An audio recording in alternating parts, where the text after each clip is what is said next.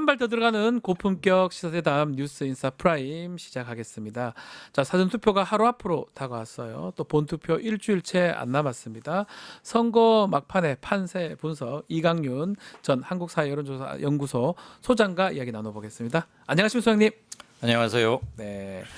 자, 뭐 가장 전문가 아니시겠습니까? 아유, 무슨 믿고 보는 말씀을요. 우리 무슨 이강윤 말씀을. 소장님. 자, 이제 이른바 여론조사 공표 금지 기간이 이제 됐습니다. 네. 이제부터는 여론조사 조사는 하더라도 공표를 못 하는데 속설에 보면 여론조사 그 공표 금지 기간 동안 뭐가 바뀌진 않는다. 그 전에 했던 결과대로 대통령이 된다. 이런 얘기가 있는데 그건 맞는 말씀인가요? 그게 속설이 아니고 통계이자 팩트입니다. 아, 팩트군요, 이게. 예. 아. 우리나라에서 정치 관련 여론조사를 제일 먼저 시작한 데가 갤럽인데 네, 한국갤럽. 예. 13대 대선부터 3년 전인 20대 대선이죠. 예. 이번에 21대니까 그때까지 한 번도 바뀐 적이 없어요. 아하. 네. 여기 지금 나오고 있는데 15대 16, 17, 18, 19 나오고 있는데 예. 다 마지막 때 높은 사람이 당선이 된 당선이 거네요. 됐고. 와. 지금 이제 저 앞에 예. 13대 14대는 저 예. 그래픽에서는 빠져 있지만 노태우 때부터죠. 그렇죠. 노태우 김영삼 그때도 될 때. 뭐 전혀 변동은 없었고 음흠. 조금 기간을 늘려서 네. 깜깜이까지 안 가고 투표일로부터 약 한 4주? 4주 한 달. 네. 한 달. 한 달 정도 전 지지율이 예. 실제 득표 그다음에 당락과 일치했어요. 그러니까 실제 그렇다는 거는 곧 사람들이 굉장히 일찍 마음을 정한다. 정하고, 예. 그리고 물론 예. 뭐 TV 토론을 보거나 도중에 어떤 이슈에 따라서 저건 나와서 좀 생각이 다른데 해서 바꿔 타는 분도 물론 계시겠지만 그게 결정적인 영향을 미칠 만큼 많은 숫자는 아니다라는 것. 그리고 저희가 예. 제가 KSOI 맡고 있을 때 3년 전에 이재명 윤석열 붙었던 그 대선 끝나고 나서 사후 여론조사 같은 걸 한번 했어요. 네, 저 본 거 기억나요. 예. 네, 선생님은 언제 마음을 정하셨습니까? 예. 무엇 때문에 마음을 정하는데 어떤 이슈가 컸습니까? 네. 등등등 이제 우리가 보도 자료를 내거나 꼭 공표할 건 아니었지만 자료로서 가지고 한번 해봤는데 사후 서베이라고 할 수 있죠. 네. 그거 했더니 놀랍게도 아하. 67%가 투표일로부터 약 2, 3개월 전에 정했다. 2, 3개월 전에 벌써 정해놨다. 굉장히 많다는 거죠. 안 그래서 바꾸고. 예. 우리 국민분들이 국난을 하도 여러 번 극복해 오시다 보니까 네. 정치 의식도 대단히 고양돼 있고 많이 성숙돼 있고 그래서 평소에 마음속으로 채점을 꼼꼼히 하고 계신다라는 네. 걸 느낄 수 있었죠. 지난 대선도 그러면 그렇게 결과가 사실 0.73 뭐 퍼센트 차이였잖아요. 포인트. 사실 그 전에 여론조사 공표 금지 기간이나 아니면 한 달 전에 아주 그렇게 됐던 겁니까? 차이가? 그랬죠.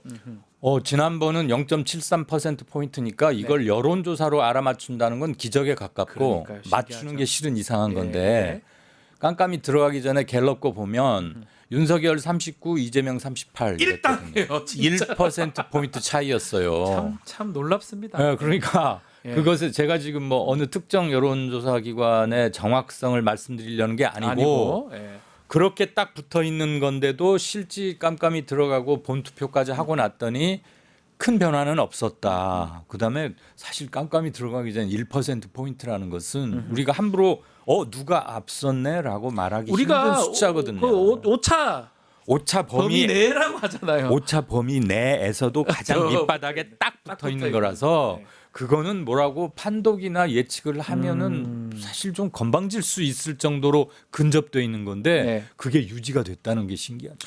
그 이번 선거 때는 뭔가 그래도 좀 다를 수도 있다. 부동층이 움직일 수도 있다. 지금 토론회도 끝났고 이런 얘기도 있는데요. 부동층이라는 건 항상 움직이고 변동할 가능성이 있으니까 말 그대로 부동. 네. 뜰 부자 움직일 동자 아니겠어요? 네네네. 근데 저는 이번 선거를 관통하는 기본적인 것은 지금으로부터 딱 6개월 전인 12월 3일. 12월 3일 밤 10시 몇 분에 누가 텔레비전에 나와서 계엄을 선포한다고 할 때 이미 정해져 있었다. 아 그때 정해져 있었다. 이거는 말이 안 되는 건 아닌가? 민주공화정을 이렇게 파괴할 수가 있는가? 지금이 어느 때인데 무슨 사유로 왜 비상계엄을? 그리고 뭐 한두 시간 있다가 이제 해제가 되고 그 이유는 우리가 알고 있는 것들인데 그 계엄 내란 때문에 치러지는 선거 아니겠습니까? 그게 맞습니다. 기본적인 이번 대선의 성격이자 이런 일이 절대 또 일어나서는 안 되겠고 그것을 좀 더 확실히 민주공화정을 꽝꽝꽝 잘 못을 박아서 제대로 수립해야겠다는 게 이번 대선에 부인할 수 없는 누구도 손댈 수 없는 시대 정신이기 때문에 그게 기본적으로 쭉 관통되고 깔려 있다는 있고 거죠. 예. 그래서 그 위에서 한두 가지 이슈로 바뀌시는 부동층이야 당연히 물론 조금씩 있을 수가 그러니까요. 있지만 예. 가능성의 경우에서는 저는 그게 며칠 안 남았잖아요. 아하, 이제 6일 남았습니다. 내일부터 사전 투표가. 물론 어제 TV 토론을 보고는 많이 충격들을 좀 받으시긴 했을 것 같아요. 네. 어떤 측면에서 좀 충격을 받았을까요? 야 이게 전 아직도 조금 이래도 되나? 이것도 되나? 이런 말 해도 되나? 그- 이 말씀이시죠? 그게 네. 이렇게 여진이 계속되는데 네. 정치라는 이름의 폭력, 그다음에 충격을 받았고요. 네. 한마디로 그다음에 토론 방송은 두 가지잖아요. 네. TV 토론도 하고 이게 방송으로도 나가는 거니까 네. 거기에 적용되어야 할 최소한의 윤리나 금도 또는 선은 네. 과연 무엇인가? 아, 토론이라는 이름으로 검증이라는 이름으로 어디까지 허용될 수 있는 것인가? 그다음에 사용하는 어휘가 저래도 되는 것인가? 정말 넌 좀 깜짝 놀라셨죠? 누구는 그냥 텔레비에서 막 말하던데 어제 예, 보니까 예. 저는 그걸 옮기는 것도 지금 잘 못하겠는데 지금 아주 충격입니다. 충격 한마디로. 받았습니다. 많은 분들이 그랬을 거예요. 그랬을 거예요. 그리고 이게 애들도 같이 봤어요. 당연하죠. 저도 마찬가지지만. 10대 중후반 애들 예. 많이 봤을 거고 그러니까요. 예. 이게 당연히 기록에 남는 것인데다가 어제 저는 그걸 그냥 참사라고 표현하고 싶은데 참사. 토론 참사. 뭐 네. 이름은 굳이 안 붙이겠습니다만 네. 누구를 말하는지는 아실 거예요. 그 젊은 네. 잘생긴. 가장 젊은. 예. 네. 그래서 이거는 여러모로 굉장히 큰 문제다. 그다음에 개인적으로는 어마어마한 안티가 생기는 게 당연할 수밖에 없겠다. 뭐 이런 생각도 좀 들었고 네. 왜 저 지경까지 가야 왜 하지? 그랬을까요? 이거 뭐 대선 후보이기도 하고 뭔가 인터넷 뭐 커뮤니티 이런 거 자꾸 보고 거기에 있는 거 질문하는 거 아니냐 이런 분석도 있는 것 같아요. 그죠? 그런 걸 한다 하더라도 본인한테 유리한지 해도 되는 건지도 판단해야 될 거 아닙니까? 그게 중요한데 그 자율적 판단 기능에 조금 문제가 있는 거 아닌가 그러니까요. 싶고. 그런 사람을 대통령이 어떻게 시킵니까? 이런 생각이 든다니까요. 예. 저한테 너무 큰 소리 치지 마시고 아니, 제가 아직도 놀래 있어가지고 깜짝깜짝인데 저도 놀랐습니다.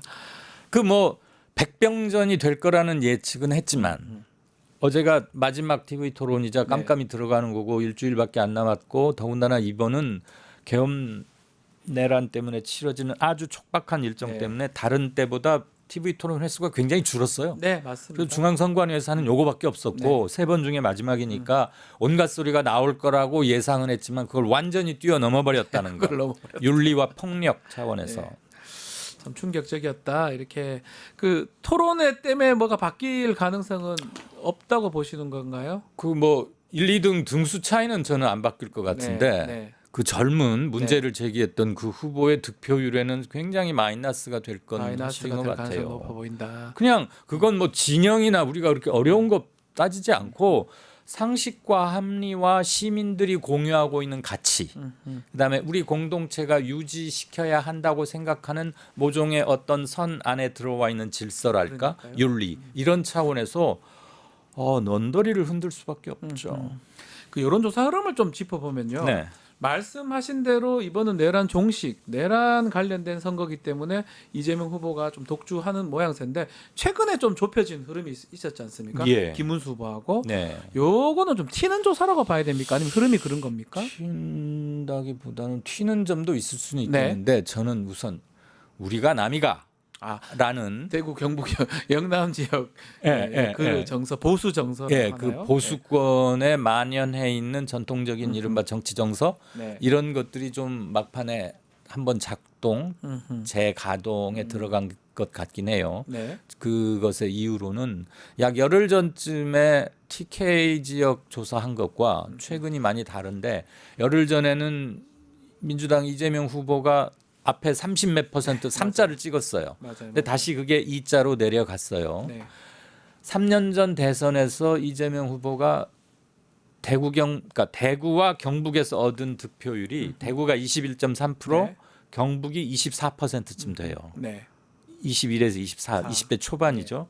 그러다가 물론 득표율과 여론조사 지지율을 단순 비교하는 건 아니지만 또 네. 그래서도 안 되는 것이고 그런데 여론조사상에서 3자가 그려지는 것을 보고 전통적인 보수권의 텃밭이라고 하는 곳에서도 이번 계엄내라는 때문에 치르는 대선에 임하는 정치적 생각이 어떤 것인지를 엿볼 수 있다고 저는 생각을 했고 예. 이건 역시 거대한 흐름은 어쩔 수 없구나 생각을 했는데 약간 다시 내려가는 걸 보면서 큰 선거 앞두고 마지막에 작동되는 이른바 지역 정서 꼭 지역 감정이라고만 일률 말하긴 좀 뭐한데 결집 보수 결집 같은 건가요? 그렇게도 봐야겠죠. 지금 그게 그쪽 지역에서는 거의 이퀄 네. 같은 말로 통용이 되곤 해왔으니까 그러니까요. 마치 네. 영남과 호남 물론 네.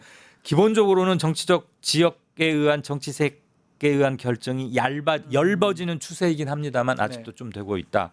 그다음에 보수 응답률이 확 늘었어요. 보수 응답률. 아하. 그러니까 국에 소금이 많이 들어가면 조금 짭조름해지듯이 네. 보수 응답자분들의 응답이 높아지니까 보수권 후보의 지지율이 조금 올라가는 건 당연하지요. 그러면 진보가 왜 갑자기 응답을 멈췄느냐 또는 진보가 낮아졌느냐 네. 이렇게 말씀하실 수 있는데 진보적인 생각을 가지신 분들이 한 열흘 사이에 몇백만 명이 갑자기 다 이민을 가거나 어디 잠수를 탄 건 아닐 거 아니에요. 네.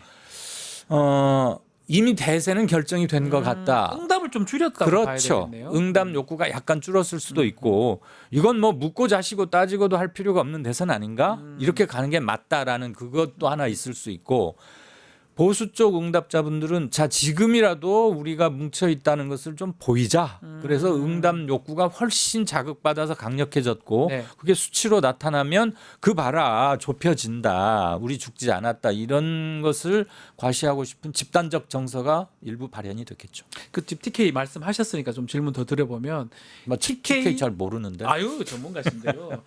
자 TK 지역은 이번에 30% 넘을 수 있다. 이런 또 이재명 후보 네. 민주당 그런 또 관심이 많이 가잖아요. 예. 가능성은 있는 겁니까? 아예 없다고는 생각지 않아요. 30%면 지금 상당한 거예요, 사실. 굉장한 거죠.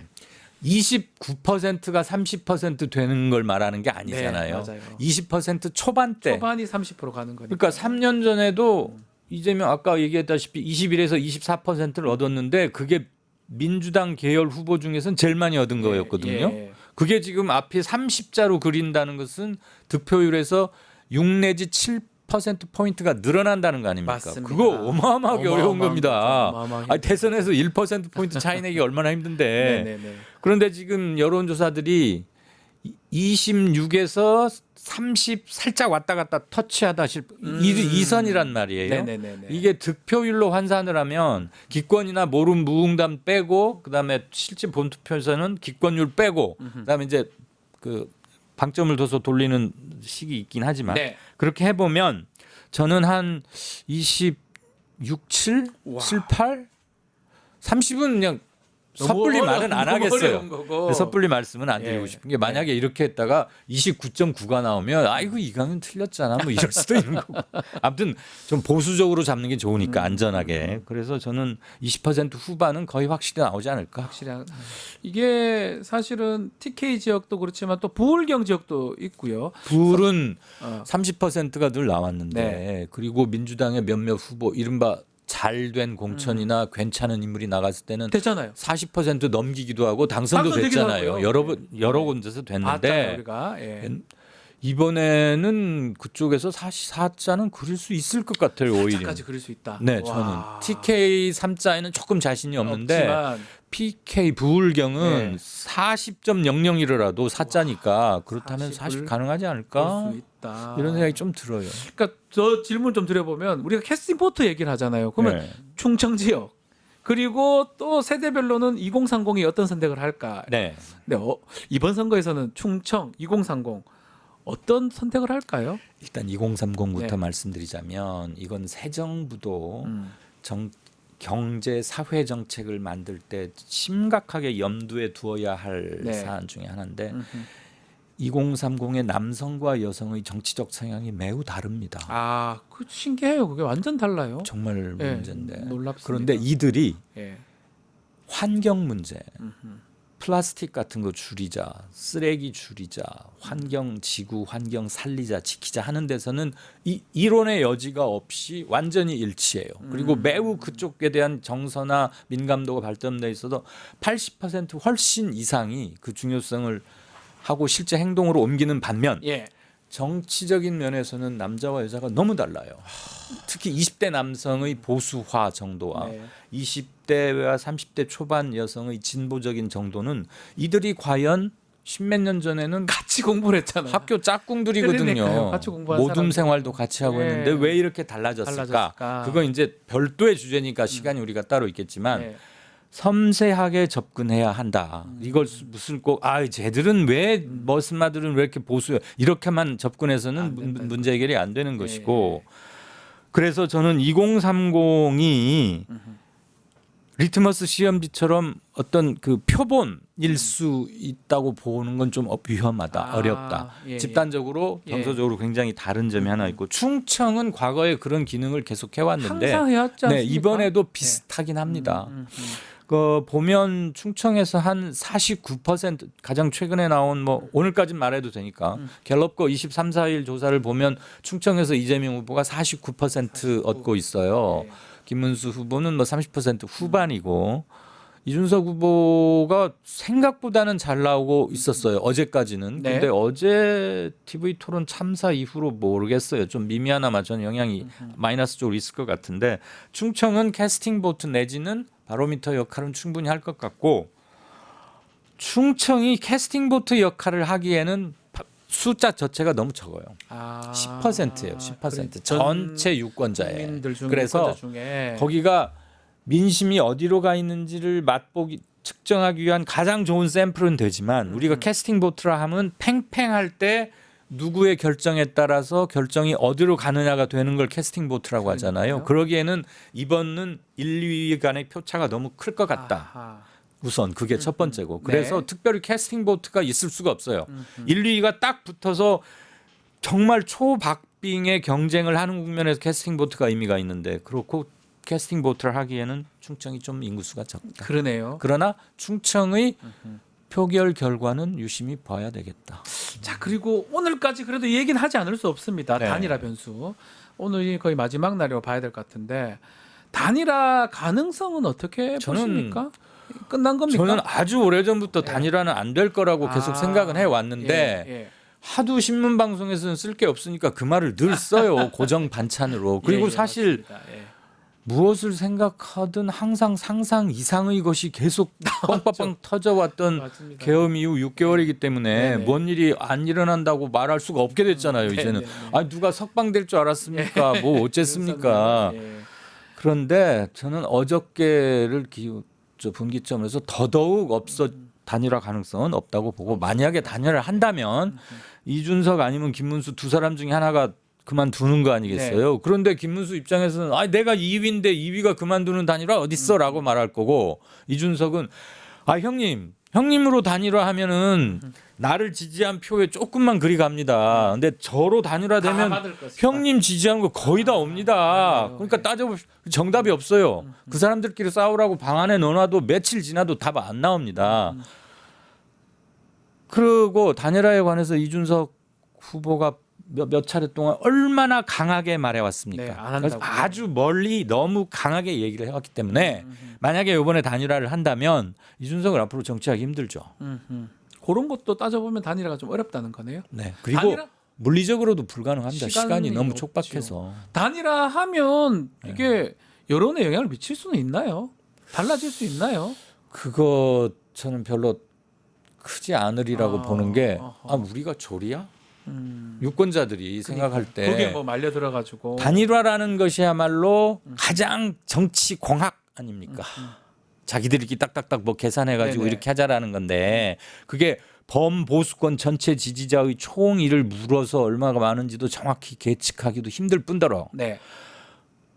그리고 원래 선거 민주주의의 본 내용에서 보자면 단일화는 맞지는 않는 거죠. 어느 진영에서 얘기를 하든 간에 네. 저는 그거는 인위적인 비틀기거나 합치는 건데 저는 썩 그리고 이번 대선은 네. 또 하나 반계엄 반내란이라는 성격이 너무나 명확하기 때문에 범보수권에서 이루어지는 어떠한 유형의 단일화가 됐든지 네. 전체에 영향을 미칠 가능성은 아주 낮다. 아주 낮다.